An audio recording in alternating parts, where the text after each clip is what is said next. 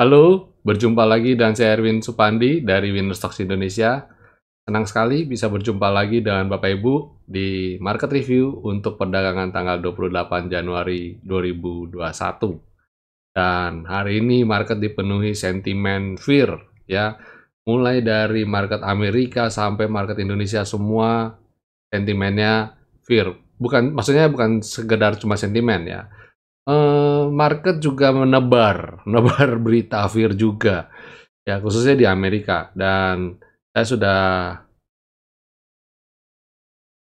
tadi pagi saya sempat briefing ya, saya sempat berikan morning briefing bahwa lucunya adalah dikatakan saham Amerika itu terjungkal cukup dalam dan ini merupakan tanda koreksi yang paling dalam lah, apalah bla bla bla bla bla bla. Setelah saya cek ternyata turunnya cuma 2%-an saja. Bahkan di beberapa kali Dow Jones itu turunnya jauh lebih dalam. Jadi sebenarnya kemarin itu turunnya nggak seberapa sih sebenarnya. Dan kalau kita lihat tren jangka panjangnya, Dow Jones itu masih uptrend. Jadi lucu aja kalau ya bukannya lucu tapi memang begitulah market ya. Jadi ketika market koreksi besar terjadi, fear yang didengungkan itu jauh lebih besar daripada kenyataan sebenarnya ya. Dan sebenarnya tadi pagi saya sudah katakan bahwa ini IHSG nggak terlalu relevansi korelasinya tidak terlalu erat sih, karena kita cek chart, saya compare chart gitu ya. Ternyata IHSG pergerakannya juga nggak terlalu ngikut-ngikut amat. Tapi kalau jangka panjang long termnya, yes, ngikutin Dow Jones. Tapi kalau daily, nggak terlalu ngikutin. Apalagi kemarin Dow Jones baru turunnya, koreksinya kecil, IHSG turunnya dalam sekali. Ya, dan saya sebenarnya dari pagi jam 10-an itu saya sudah berasa ya, ketika saya bilang, ini boleh buy on weakness di 942. Tapi ketika di 953 saya udah cium kayak marketnya tumben nih jam 10-an itu volatile-nya itu masih cukup tense tinggi ya. Jadi itu sebabnya saya sempat warning juga ke grup bahwa hati-hati, karena teman-teman juga ada yang mengatakan bahwa ini konstruksi kok minus, koreksi dan sebagainya. Saya bilang hati-hati ya. Saya tidak sarankan bagi yang sekedar nyoba-nyoba atau ngikut-ikut aja, karena saya khawatirnya adalah ketika kita komando atau kita katakan memberikan rekomendasi untuk beli bertahap, beli di support dan sebagainya, ada yang merasa, wah ini berarti harus hajar kanan, langsung dibeli di hajar kanan, atau tidak menggunakan money management yang baik dan risk management yang baik. Nah itu bahaya, dan saya warning itu tadi. Jadi jangan ikut-ikutan ya. Harus ada PR yang harus kalian lakukan, kalian harus analisa dan harus ngukur kira-kira di level berapa harus stop loss dan di level berapa harus tambah porsi dan sebagainya dan sebagainya. Dan sampai penutupan saya tidak action lagi. Kenapa? Karena ARB, dan itu konyol sebenarnya kalau lihat kondisi itu. Dan nanti saya akan cerita sedikit mengenai ARB ini. Dari beberapa video sebelumnya saya sebenarnya sudah ulas ya, bahwa market itu saat ini irasional. Jadi begini, ketika satu saham seperti BRIS, kita kan juga tahu BRIS, Antam, KF, INAF. Ketika naiknya menurut Bapak Ibu rasional apa irasional? Tentu saja tidak rasional, betul nggak? Kita sendiri juga tahu ini posisi sudah tinggi gitu loh. Posisi sudah tinggi, harga 3.000 sekian itu sudah dekat target 4.000 waktu itu. Dan itu sudah tinggi. Jadi saya sudah warning juga mengenai market overheat beberapa waktu yang lalu. Karena saya melihat juga IHSG juga sudah overheat, sudah tinggi, sudah irasional. Jadi saya lihat ini beberapa video saya, bahkan saya sudah katakan bahwa pergerakan IHSG ini bukannya saya nggak mau mengatakan bubble, tapi saya katakan bahwa antara ekonomi real yang berjalan di depan mata kita sama kondisi pergerakan market itu bertolak belakang sama sekali. Karena di market itu penuh optimisme, sedangkan di sektor real tidak seperti itu gitu ya. Dan itu buat saya suatu warning tersendiri. Jadi buat saya itu investasi saham itu bukan sesuatu hal yang maya yang kita cuma berdasarkan ini aja ya, cuma berdasarkan angka-angka saja, tapi kita juga harus merasakan itu feel-nya itu di dunia sehari-hari kita bagaimana. Harus bisa dirasakan juga ya. Dan kemarin saya lihat kok ini ya, dan saya juga sudah ngomong juga kan, silakan Bapak Ibu nonton market review saya ya yang lama-lama itu. Saya sudah katakan, khususnya yang beberapa waktu kemarin sebelum market crash, sebelum market yang crash yang bulan ini. Dan saya sudah katakan bahwa ada kecenderungan, ada tendensi untuk ke sana, market udah overheat dan sebagainya. Ketika saya buat itu, video itu, kalau nggak salah, saya termasuk yang salah satunya yang berkata negatif. Mengenai, maksudnya mau warning, ketika yang lain masih penuh euforia, ngegas, buy, saya sudah ngerem, saya sudah menggunakan porsi uang saya tata, sudah seminimal mungkin, ya, sudah taking profit, dan hanya menggunakan small money saya untuk trading. Contohnya sama ketika saya beli konstruksi hari kemarin dan hari ini, itu juga sudah hasil dari ini sekian puluh persen saya sudah cash out dan hanya menggunakan porsi kecil saya saja untuk trading. Nah, itu yang saya wanti-wanti ke teman-teman. Nah, tapi tingkat keberanian orang, masing-masing orang kan berbeda-beda. Ketika bukan keberanian, tapi lebih optimismenya ya. Ada yang berani berspekulasi, tapi ada yang kalem, playing safe gitu. Kalau saya harus mau nggak mau harus playing safe, dan karena omongan saya banyak didengar. Jadi ketika saya bilang saya hanya menggunakan sepersekian dari uang saya untuk trading, ya saya harus ngomong itu dan saya harus ngerem juga gitu kan. Dan sentimennya luar biasa. Mungkin tadi Bapak Ibu mungkin setelah market tutup akhirnya ada dengar cerita bahwa pantesan sesi 2 ambiar karena hari ini ada reksadana yang harus cair. Yang mana karena reksadana tersebut akan tutup. Kantor perwakilan Indonesia akan tutup dan dia harus hengkang keluar. Tapi nilainya sebenarnya nggak banyak. Mungkin saya akan lebih cocok kasih karikatur. Karikatur pertama adalah ini. Saya yakin Bapak Ibu sudah banyak tahu, sudah banyak melihat karikatur ini. Nah, kalau kita ini saya yakin udah Bapak Ibu udah banyak lihat. Dan kalau kita urut dari sebelah sini ya, mungkin ini anggap orang ini hari ini adalah terima telepon dan mengatakan bahwa halo ya, apa Aberdeen jual gitu, Aberdeen di reksadananya harus aksi jual gitu ya, yang lain Aberdeen jual gitu tanpa tahu cerita Aberdeen jual senilai berapa, nggak tahu, pokoknya ada kata-kata Aberdeen jual gitu kan, itu institusi ya kan, institusi dia nggak tahu jumlahnya berapa, tapi dia terpicu adalah jual, semua akhirnya jual. Nah, ketika akhirnya orang sadar, tunggu dulu, Aberdeen jual berapa emang nominalnya? Kayaknya sekuritas ini institusi ini nggak gede-gede amat deh. Oh, cuma 200 miliar. Hah, cuma 200 miliar? Dia bilang gitu. Mungkin ya dari sisi kita. Oh, oke lah kalau gitu. Goodbye Aberdeen gitu. Ketika akhirnya ada yang ngomong goodbye ya, dikatakan wah ini udah irasional nih, nggak mungkin. Ini terlalu murah ini. Masa IHSG di bawah 6.000? Ternyata Aberdeen jualnya cuma 200 miliar. Walah, 200 miliar tuh kecil. Umpama loh ya, bukan saya mengecilkan Aberdeen, tapi institusi yang lebih besar juga banyak gitu, dan mereka masih bye-bye aja.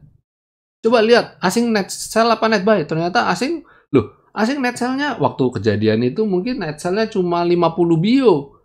Loh, berarti tidak ada penjualan yang masif dong. kalau gitu goodbye deh, dia bilang gitu, goodbye Evergreen. Nah, nanti akhirnya jadi bye, bye, bye, bye, bye, bye. Akhirnya bye juga.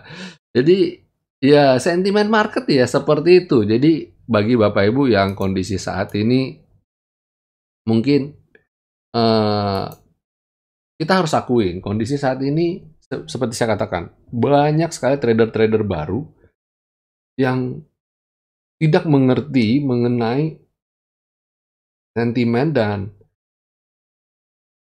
lebih parahnya lagi tidak pakai alokasi money management yang baik. Jadi semua dipertaruhkan di situ, bahkan nggak cuma pakai uang dingin, dia pakai uang pinjaman. Pinjaman ada katanya pakai pinjol, pinjaman online. Waduh, fintech.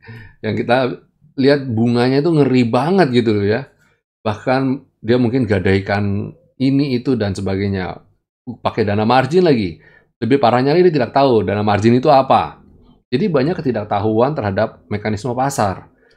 Dan akhirnya gimana? Ya, bahkan yang kelas oke lah, ketika kalau dulu ada saham gorengan nyangkut,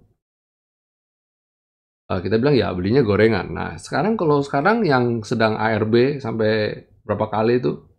7 kali, KF atau INAF ya, itu kelas perusahaan seperti itu aja sampai ARB terus. Nah, tapi kalau saya melihat gejala ARB-nya lucu, karena apa? Karena nominal nilainya nggak signifikan sebenarnya. Jadi sebenarnya beberapa institusi asing melihat karena pergerakan market itu sudah nggak rasional lagi, udah irasional. Jadi mereka tidak mau meladenin gitu loh, daripada retailer ini panic sell dan mengakibatkan marketnya jadi nggak karu-karuan ya kan. Jadi mereka mundur aja, sampai tenang dulu aja. Sama ketika market gila-gilaan, penuh euforia buy. Waktu itu Antam sampai transaksinya 4 triliun, 3 triliun ya. Itu saya bilang market sudah irasional.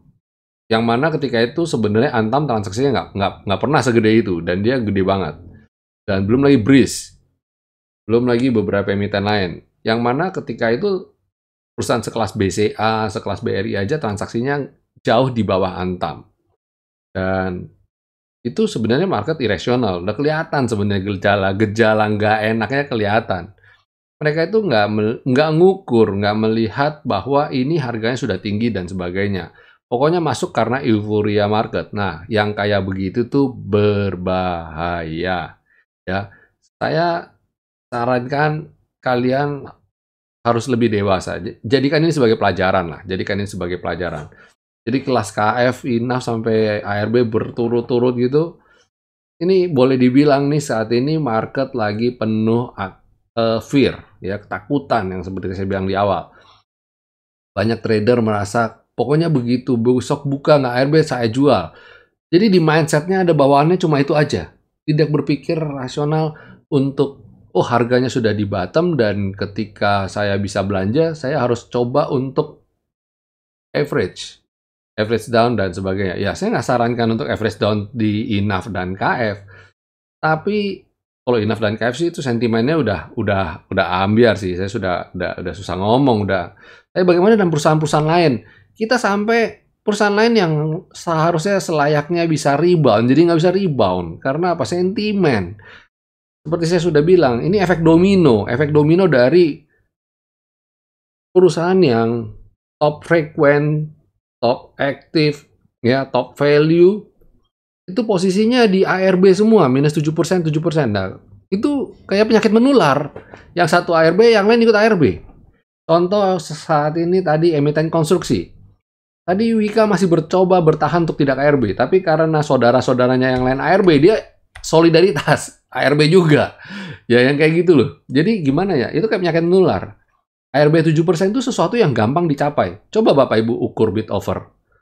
Dari level open, pembukaan, sampai ke 7%, itu berapa papan sih? Cuma pendek. Pendek sekali. Jadi kalau ARB 3 kali berturut-turut, ARB 7 kali berturut-turut, come on man, ARB 7 kali berturut-turut aja baru minus 49% kalau kamu 7%-an.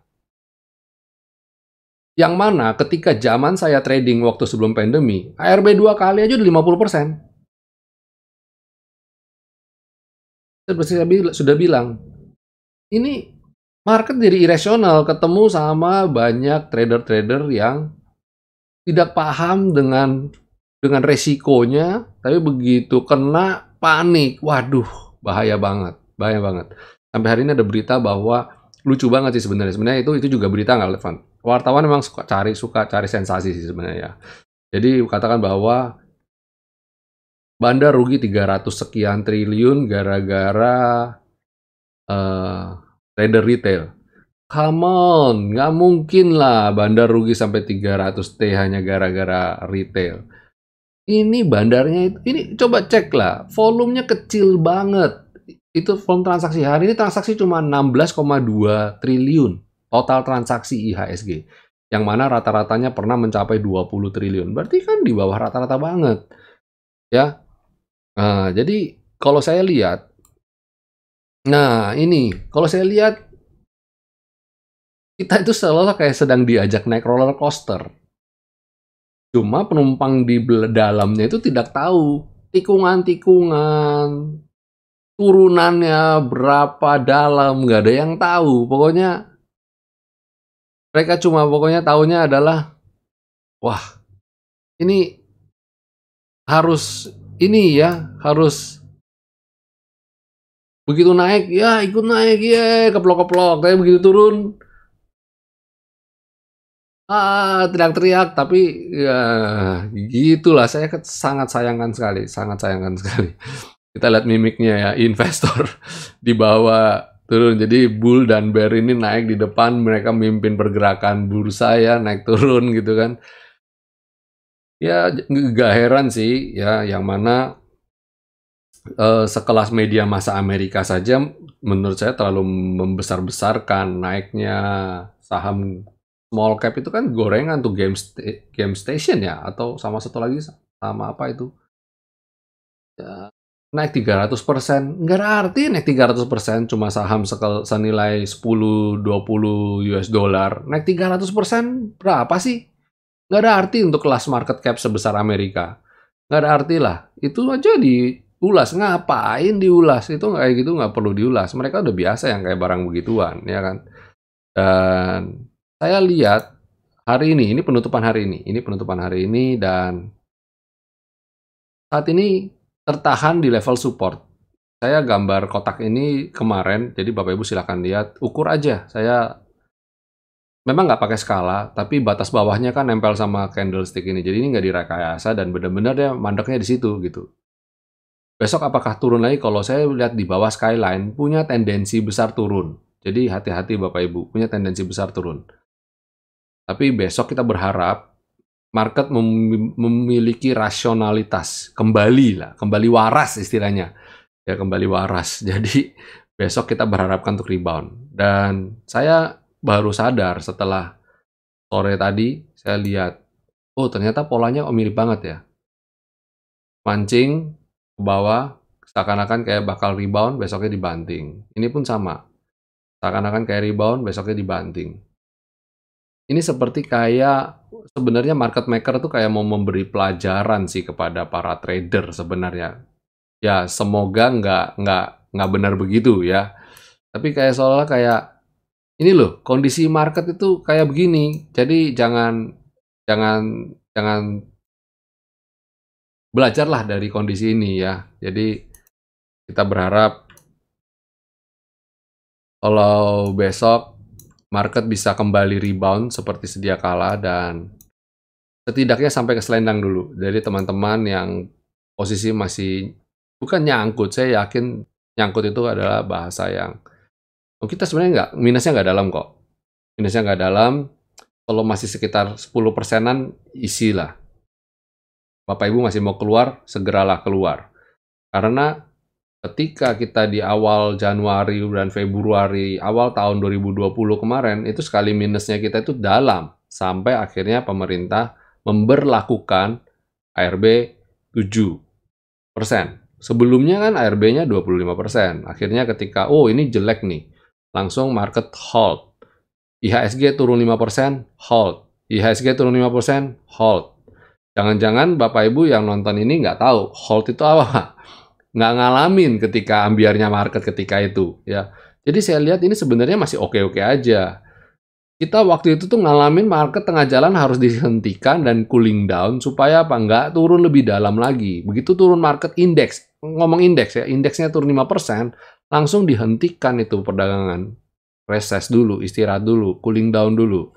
Biar kepala dingin dulu yang jalan, supaya jangan hatinya panas terus yang jalan. Nah, itu bahaya sekali pada waktu itu. Ini mah masih fine-fine saja. No need to worry lah, ya. Dan kita harus berpikir kepala dingin ya, akan terjadi apa. Kalau memang besok harus keluar, ya keluar aja, cut loss aja nggak apa-apa. Toh kita masih profit, saya ingatkan sekali lagi. Dan profitnya pun jumbo. Saya saat ini mungkin minusnya saya mungkin nggak ada arti lah sebenarnya.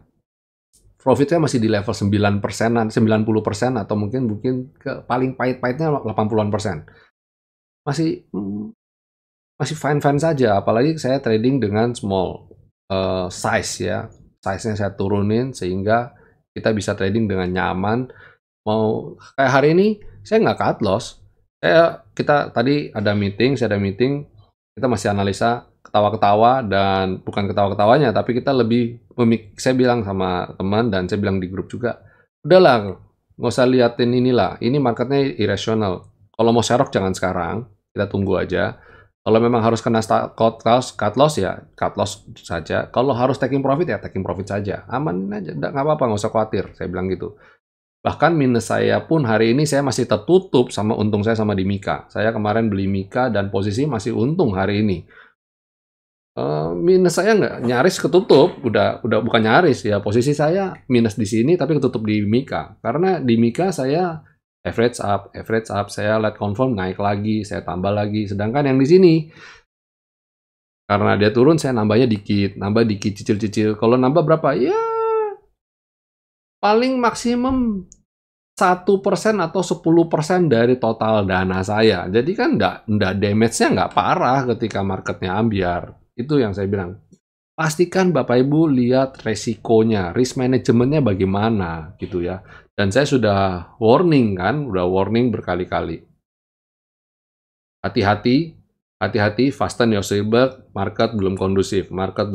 Saya kalau ngomong begitu itu berkali-kali di grup VIP. Silakan Bapak Ibu tanya ke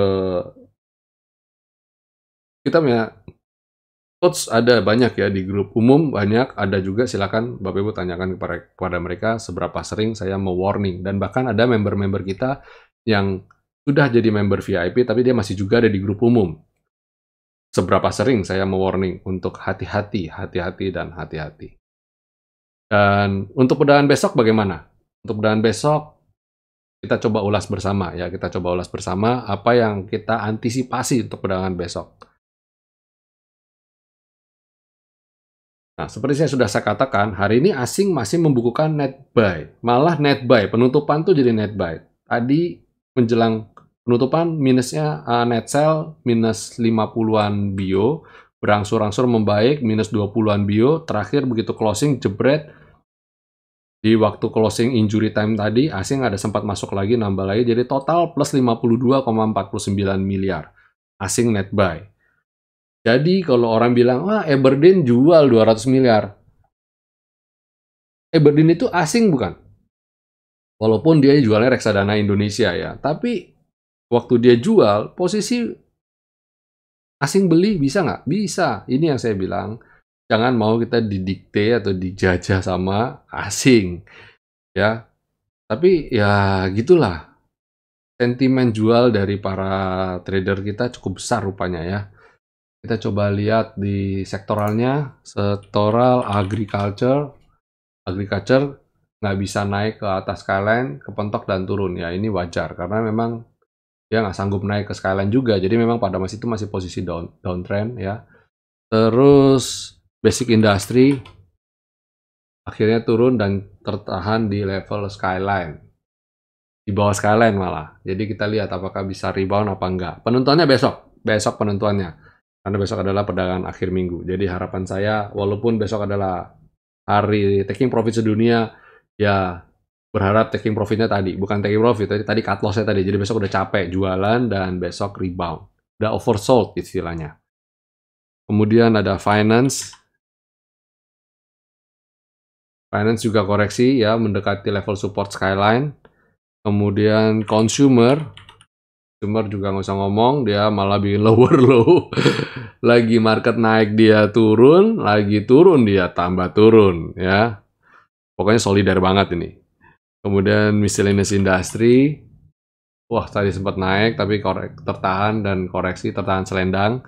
Kemudian infrastructure, wow jebol juga, jebol support dan potensial ke bawah uji. Hati-hati Telkom, hati-hati Pegas ya yang di sini. Terus Jasa Marga termasuk infrastruktur nggak ya? Hati-hati ya. Kemudian properti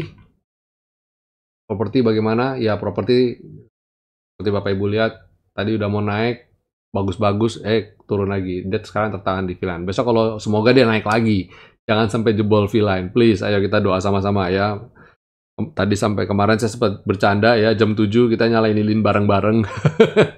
Jam 7 nyalain lilin bareng-bareng supaya besok naik. Terus trade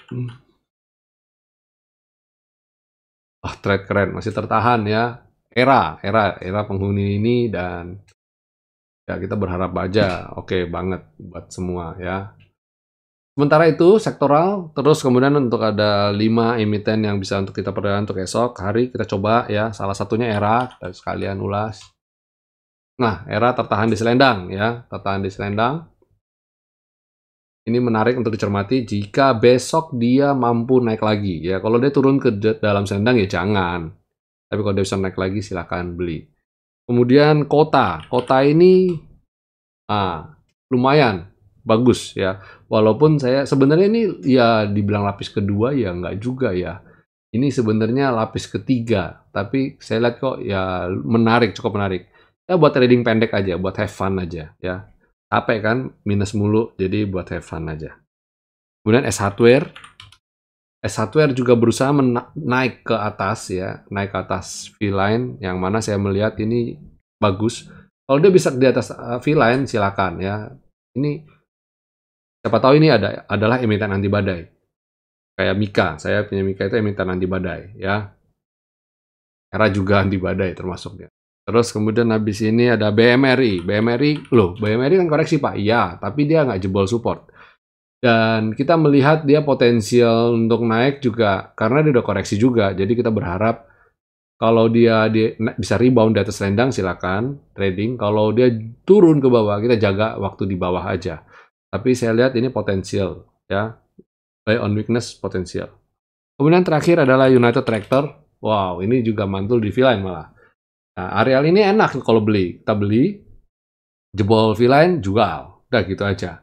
Kalau dia naik rebound sampai target ke skyline, bisa syukur-syukur bisa breakout. Ya, setidaknya itu yang bisa saya bagikan hari ini. Jadi jangan panik, ya jangan panik.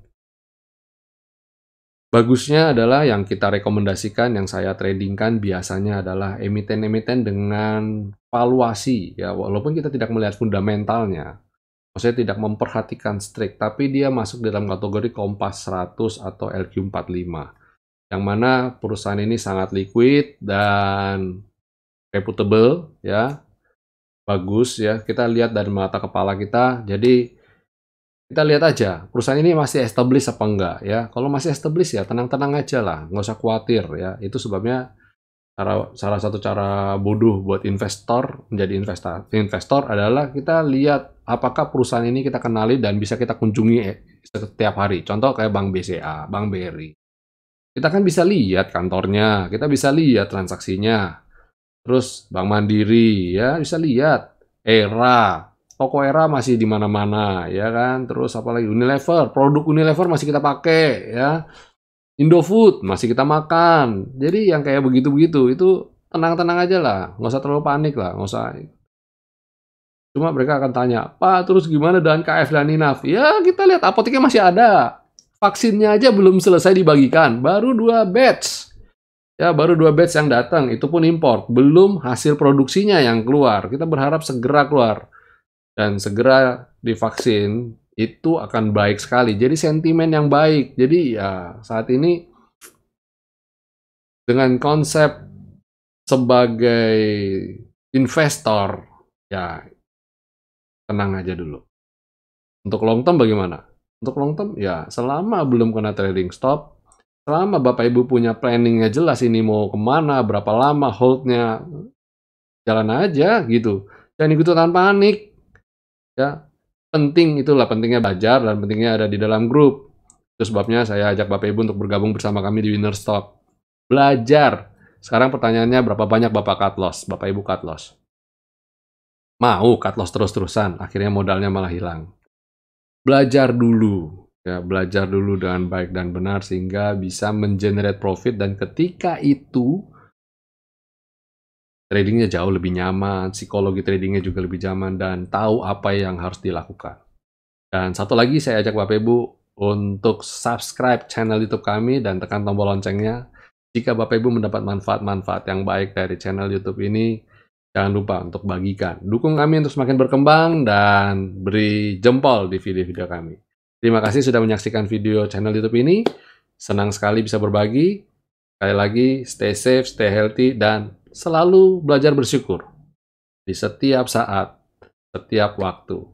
Walaupun porto lagi merah, nggak apa-apa. Setidaknya kita terbebas dari COVID-19. Oke, ada setiap hari ada sesuatu yang perlu kita syukuri kok. Sampai jumpa semuanya. Happy cuan, and God bless.